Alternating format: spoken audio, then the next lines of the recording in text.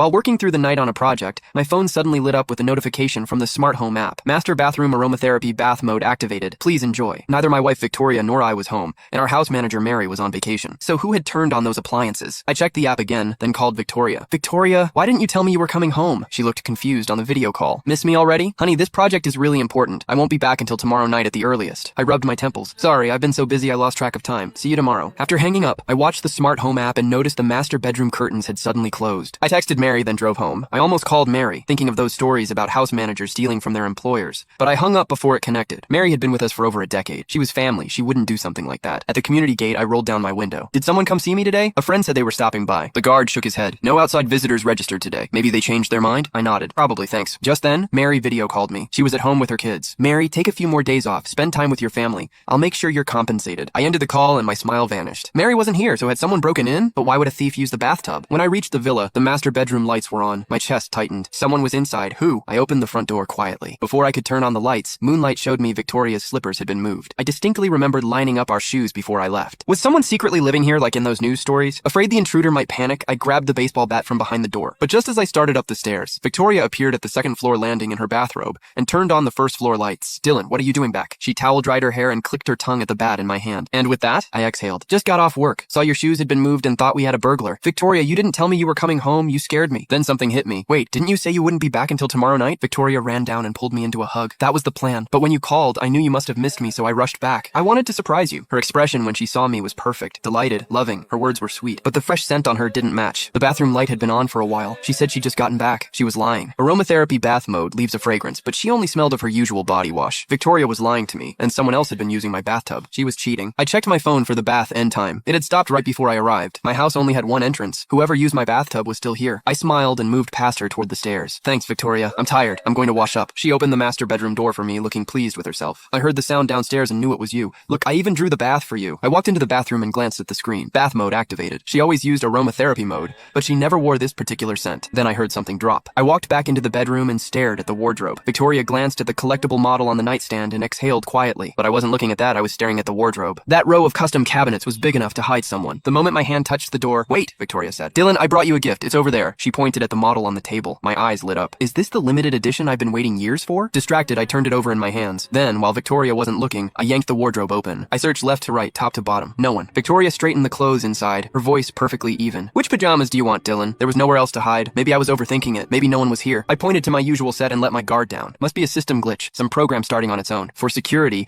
I had facial recognition cameras at the front door and a hidden camera inside pointing at the entrance. You can find the full story in my bio. It's free.